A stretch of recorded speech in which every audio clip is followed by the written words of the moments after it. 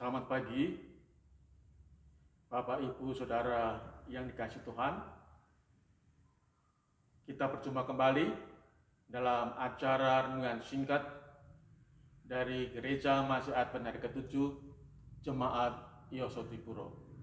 Untuk itu kita akan lebih dahulu berdoa sebelum kita meneruskan renungan ini. Bapa yang di surga, memberkati kami masing-masing dengan kuasa Roh Kudus-Mu, agar kami boleh mengerti akan pekabaran firman-Mu. Demikian juga hamba-Mu yang akan ambil bagian dalam pelayanan ini, kiranya urapan Roh Kudus-Mu boleh hadir dalam hati hamba-Mu ini. Dalam nama Yesus kami berdoa dan mengucap syukur. Amin. Bapak Ibu yang dikasihi Tuhan, di dalam Lukas pasal 18 ayat 9 sampai ke 14, di sana dijelaskan, diceritakan tentang perumpamaan Tuhan Yesus tentang orang Farisi dan pemungut cukai. Bisa dibaca sendiri di rumah, dan saya bisa membayangkan bagaimana dua orang ini bersikap di dalam mereka berdoa di bait Allah. Orang Farisi dengan sombongnya berdoa kepada Tuhan demikian, "Ya Allah, aku mengucap syukur kepadamu karena aku tidak sama seperti semua orang lain, bukan perampok, bukan orang lalim, bukan pezina, dan bukan juga seperti pemungut cukai ini." Bapak Ibu dikasihi Tuhan, inilah doa dari orang Farisi dengan pongahnya, dengan sombongnya mengakui akan kesalehannya. Tuhan, saya inilah ini. Dan kemudian dia tunjuk, dia hakimi orang di belakang di sana, seorang pemungut cukai yang juga berdoa. Dia katakan, bukan juga seperti pemungut cukai ini. Inilah apa yang disebut kesombongan rohani. Merasa bahwa dia adalah orang saleh, orang yang melakukan segala liturgi dari bait Allah. Aku berpuasa 2 kali seminggu, memberikan 1/10 dan segala penghasilanku. Lalu kemudian pemungut cukai yang di belakang itu, dia berdiri jauh-jauh dan dia tidak berani menghadap ke langit, namun dia memukul dirinya dan berkata, "Ya Allah, kasihanilah aku orang berdosa ini." Dua karakter manusia dalam kehidupan kita.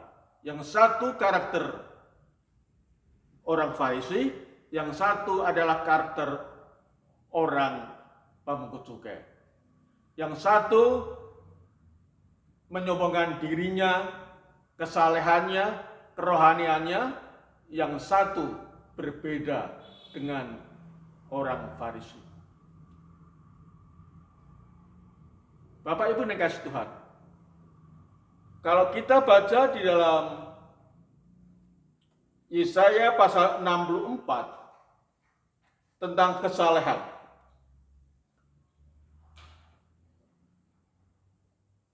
Yesaya pasal 64 ayat 6 ditulis demikian, "Demikianlah kami sekalian seperti seorang najis, dan segala kesalahan kami seperti kain kotor." Luar biasa saudara, bahwa kesalehan kita adalah seperti orang yang najis. Kesalehan kita seperti kain kotor, kain gombal. Dan inilah karakter yang dipunyai oleh orang Farisi. Berbeda dengan orang pemungut cukai ini. Dia merasa bahwa dirinya adalah orang yang berdosa, orang yang banyak kesalahan. Demikian juga seperti apa yang disampaikan oleh Tuhan Yesus di dalam khotbah di bukit, bahwa dia merasa miskin hatinya, miskin di hadapan Tuhan, tidak punya daya untuk memperbaiki. Dia merasa orang berdosa, perlu juru selamat, dan seterusnya, dan seterusnya. Dan inilah yang perlu kita lakukan dalam kehidupan kita. Bukan mengakui bahwa kita ini adalah orang yang saleh, namun kita mengakui bahwa kita ini adalah orang yang apa ya? Orang yang salah. Di dalam ayat seterusnya dikatakan bahwa doa orang Farisi ini tidak berkenan bagi Tuhan, namun doa orang pemungut cukai ini berkenan di hati Tuhan. Karena apa? Karena ada unsur kerendahan hati di hati orang pemungut cukai ini.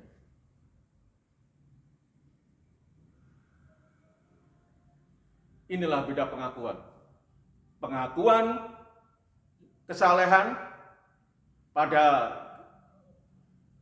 manusia itu adalah kesalehannya seperti kain kotor, dan juga pengakuan kerendahan hati dari orang pemungut cukai ini bahwa dia ini adalah orang berdosa, mengakui kesalahan, dan Tuhan katakan, Yesus katakan bahwa yang diterima doanya ini adalah doa orang pemungut cukai. Biarlah di dalam kehidupan kita janganlah mempunyai karakter seperti orang Farisi, namun punya karakter kerendahan hati dari seorang pemungut cukai. Dan ganjaran kerendahan hati inilah yang akan membawa kepada kita sukacita surgawi.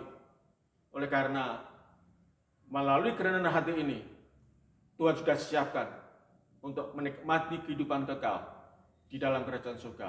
Kerajaan surga bukan berisi orang-orang sombong, namun orang-orang yang rendah hati, merasakan kepentingannya atas juru selamat, merasakan kebutuhannya atas juru selamat, sehingga mereka ini datang dengan segala kerendahan hati, datang kepada Tuhan. Kiranya biarlah kita jangan mengaku saleh, namun mengaku salah di dalam kehidupan kita. Dan bila mana seseorang ini berdosa, namun dengan kerendahan hatinya bisa menjadi seorang pendoa, tapi justru sebaliknya, orang yang pendoa namun dipenuhi dengan kesombongan rohani bisa menjadi orang pendosa. Tuhan memberkati.